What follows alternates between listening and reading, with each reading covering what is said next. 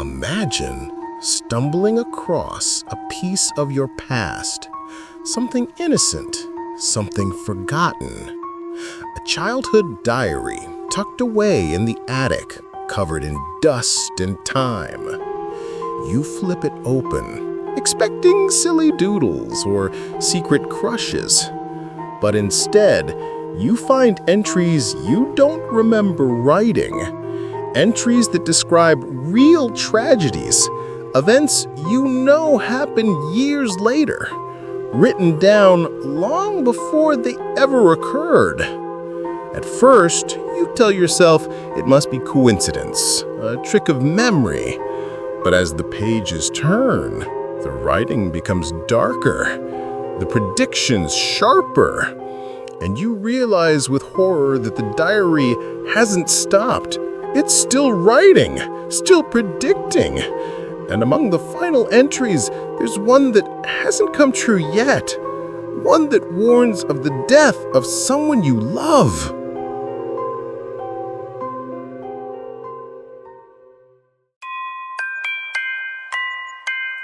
Hey everyone, welcome back to the channel. If you're new here, you've just stepped into a place where ordinary lives take terrifying turns, and nothing is ever what it seems. Don't forget to subscribe and turn on notifications so you never miss the next story. Tonight's tale is one that'll crawl under your skin and stay there. So, dim the lights, get comfortable, and here's the story.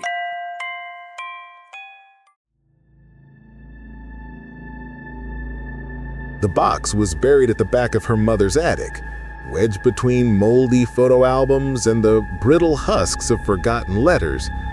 Dust clung to its corners like cobwebs, and when Sarah lifted the lid, the stale air carried a faint sweetness of paper left to rot. Inside, among broken toys and old report cards, she found it, her childhood diary. The cover was pale pink once, now faded into something closer to gray. A tarnished lock dangled from the strap, snapped years ago. Her name was still scrawled across the front in shaky block letters. Sarah smiled at first, thumbing through the opening pages filled with crude doodles and the innocent complaints of a 9-year-old girl. But the further she read, the colder her skin became. The handwriting was hers, yet she couldn't remember writing a single word. And the words weren't childish. They spoke of accidents, of deaths, of small-town tragedies that hadn't yet occurred when they were written. Every one of them had come true. And then she reached the last entries. The pages didn't stop at the past. They carried on, predicting events she hadn't lived yet, including the date, place, and manner of someone she loved dying.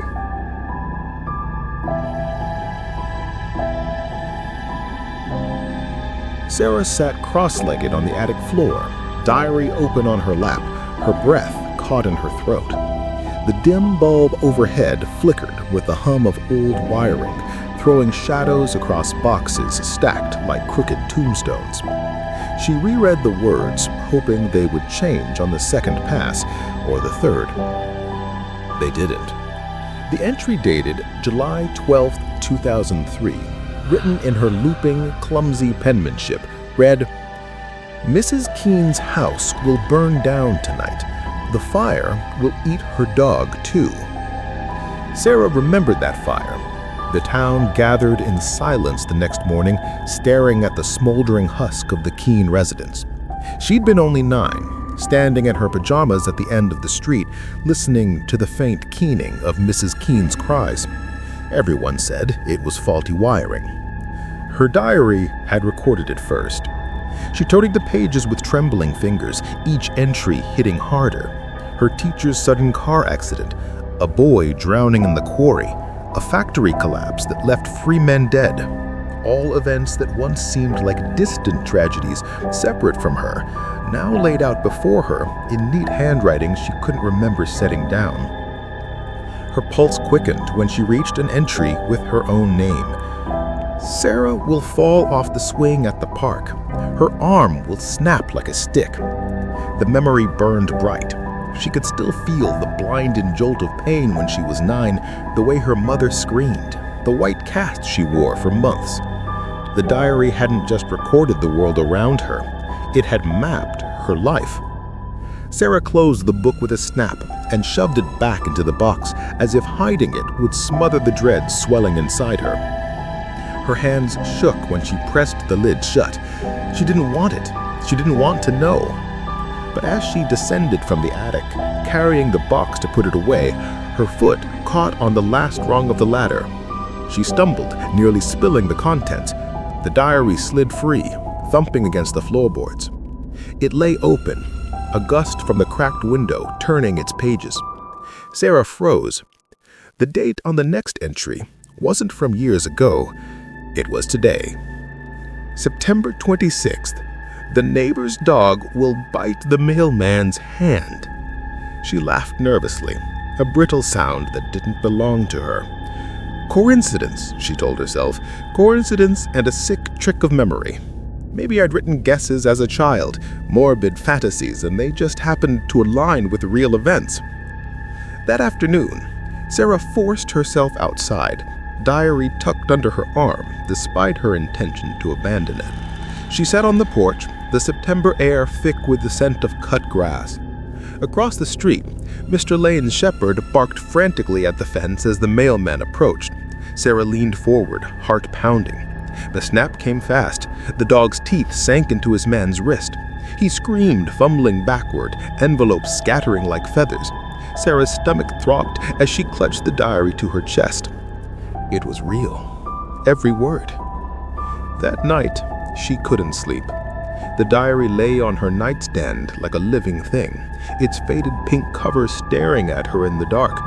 She wanted to throw it away, to burn it, but an inexplicable pull kept her close.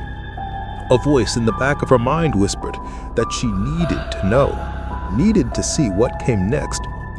And when she gave in, flicking on the lamp and opening to the last written page, she found her own name again. This time, it wasn't about a broken bone or a childhood accident. Sarah will lose someone she loves before the month ends. The words blurred as tears filled her eyes. The diary was no longer a curiosity. It was a curse.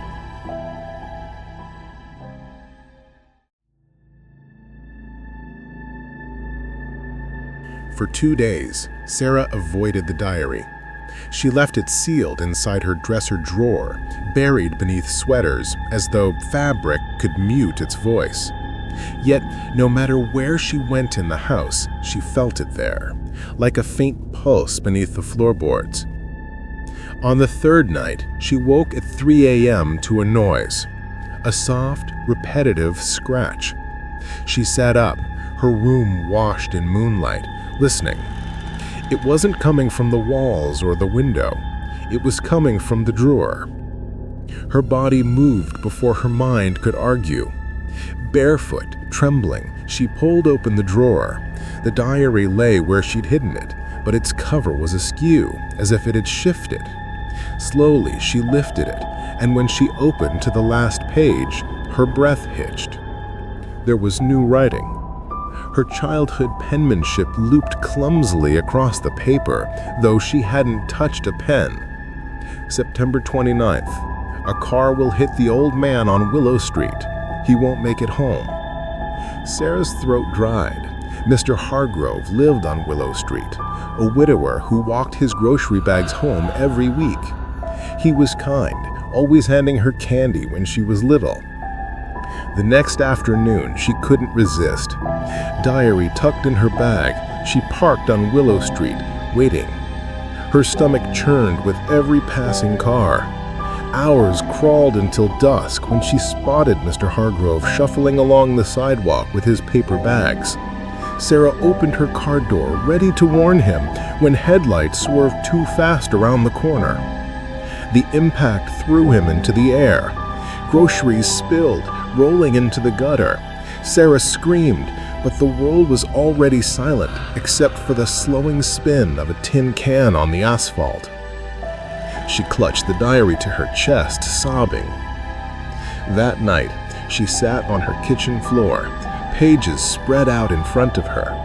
She flipped past the predictions she'd confirmed, her eyes racing toward the end, terrified yet unable to stop.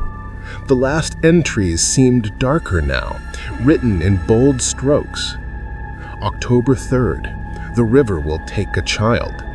October 7th, Sarah will stand in blood that is not hers. October 12th, the one closest to her will not survive the night. Her heart hammered. October 12th was only weeks away. She slammed the diary shut and whispered aloud, as if someone could hear her, "No, I won't let this happen." The following days became a blur of paranoia. Sarah checked the news obsessively, waiting for the river tragedy. And sure enough, on October 3rd, a boy was pulled from the current. She stared at the screen, bile rising, unable to breathe. The diary was infallible, every word carved into her reality like prophecy. Her friends noticed the change. Emily, her best friend since childhood, pressed her one evening over dinner. "You're pale all the time. You don't answer texts. What's going on, Sarah?" Sarah wanted to confess everything, to shove the diary across the table and beg Emily to read it. But a terrible thought wormed through her mind. If the book knew so much, what if speaking about it only made things worse? Instead, she muttered, "Bad dreams, that's all." Emily frowned, unconvinced, but let it drop. Sarah clung to that small mercy of silence, terrified to drag anyone closer. But then on October 7th, the prediction found her anyway. It was raining, the streets slick and shining under the pale glow of the station lights. Sarah pulled into the gas station, stepping out into the drizzle. As she moved toward the store, raised voices cracked through the air. Two men near the pumps were shouting, their argument sharp, jagged. Before she could turn away, one of them lunged. Something glinted, steel in the night, and the other man crumpled to the ground. Sarah froze. People screamed, scattering in every direction. But she was too close, caught in the middle of it. Her breath came shallow and quick as the chaos swirled around her, sirens already wailing in the distance. Only then did she realize what the diary had meant. Her hands trembled, her jacket damp, not from rain alone. She was standing in the aftermath, not hurt, not wounded, but marked, just as it had foretold.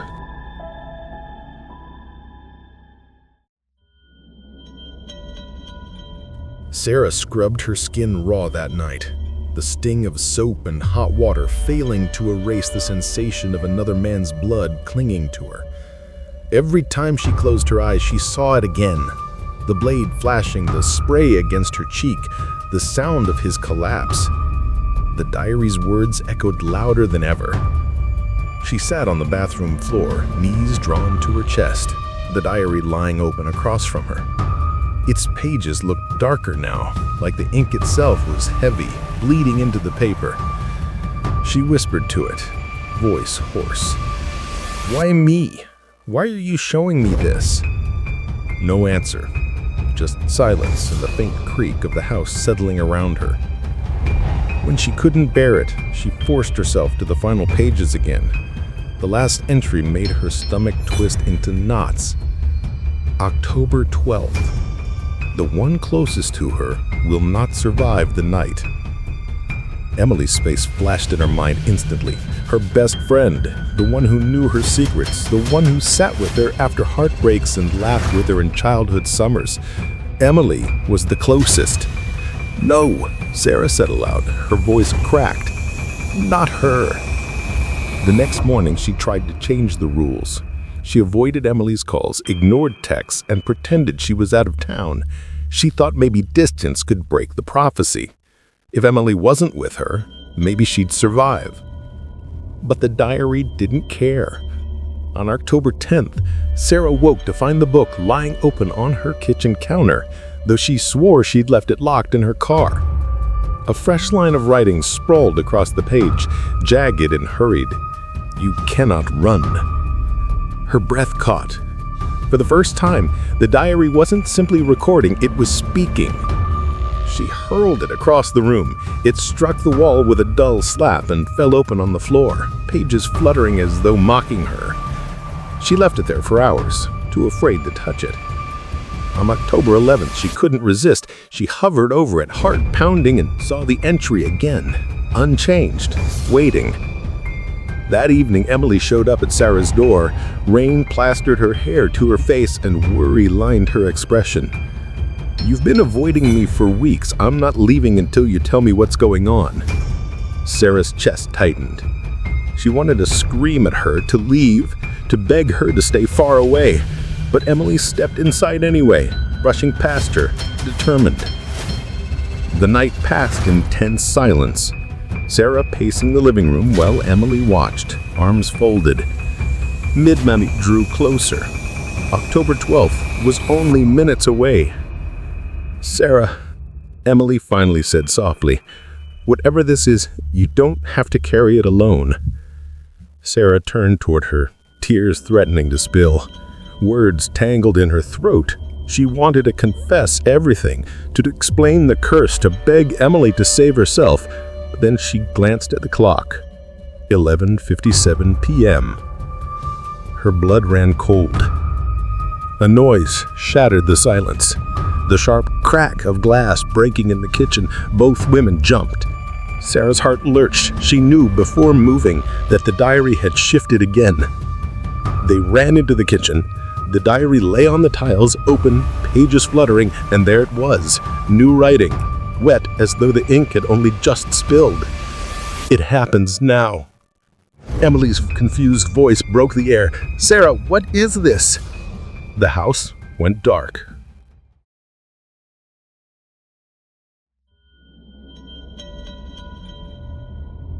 The power outage swallowed the house in blackness. Sarah's pulse pounded in her ears as she reached blindly for Emily's arm. "Stay close," she whispered. Her voice was shaking, brittle. The kitchen smelled faintly of dust and rain, seeping through the cracked window. Somewhere in the dark, the diary rustled, its pages turning by themselves. Sarah groped across the counter until her fingers brushed its cover. It was warm. Far too warm for paper. Emily's voice trembled. "What is going on, Sarah?" But before Sarah could answer, the pages stilled. The words shone faintly in the dark, as though written in light. "It happens now." The sound of footsteps echoed from the hall, heavy, deliberate, though no one else was in the house. Emily squeezed Sarah's arm. "There's someone here!" Sarah's breath caught. She pulled Emily toward the front door, stumbling in the dark. But when they yanked it open, the storm outside howled, branches thrashing, rain lashing across the porch. The air felt thick, charged, like something alive pressed against the night. And then Emily gasped. A shadow loomed in the doorway. No face, no detail, just an outline. Tall and still. It wasn't flesh, it was absence, like something ripped from a dream. Sarah shoved Emily behind her. "Go!" she screamed. The shadow surged forward. The house groaned with a sudden force, glass shattering, dishes tumbling.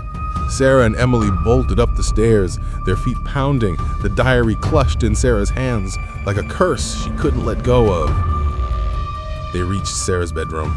She slammed the door and fumbled for her phone, but the screen was dead, black as the house. Emily pressed her back to the wall, eyes wide with panic. "Tell me what this is, Sarah!" Sarah's hand shook as she held up the diary. "It writes things before they happen. It's never wrong." Emily stared, disbelief, battling with terror. "You think this thing wants me?" The diary trembled in Sarah's grip. Pages fluttered violently until they landed on the final entry. Sarah's chest tightened as fresh words crawled across the page, forming in in real time. October 12th. The one closest to her will not survive the night. There is no escape. Emily's face drained of color. The door rattled, hinges groaning under unseen weight. The shadow pressed against it, leaking through the cracks like smoke. Sarah screamed, grabbing Emily's hand, pulling her toward the window. They pushed it open, rain stinging in their faces, and Sarah urged her out onto the roof. Emily hesitated only instants before climbing through. The tiles was slick, treacherous. They scrambled toward the gutter, the storm roaring around them. Behind them, the window burst open. The shadow spilled out, stretching unnaturally across the roof.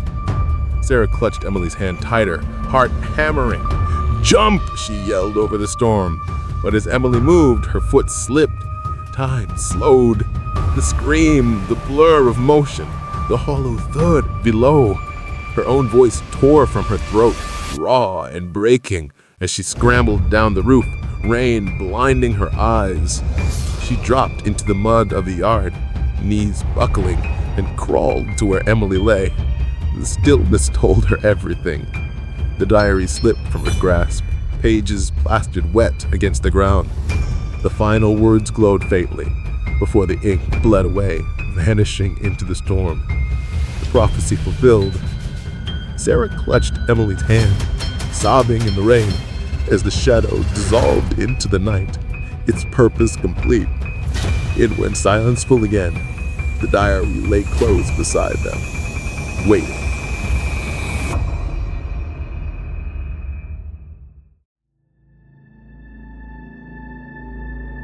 Morning came gray and cold. The storm had passed, but the house stood hollow. Windows broken, roof tiles scattered in the yard. Sarah sat on the porch steps, wrapped in a blanket she didn't remember fetching, her eyes fixed on the diary resting beside her. The police called it an accident. Emily had slipped on the roof while trying to escape the storm. No one could explain the shadow. No one could explain the writing. Sarah didn't argue. She couldn't. The diary's cover was still damp, its pages swollen. She thought of burning it, of tearing it apart, but deep down, she already knew the truth. Whatever force had written in those pages wouldn't be destroyed by fire or water. It would wait. And when Sarah finally dared to open it again, she realized with horror there were more blank pages, waiting to be filled.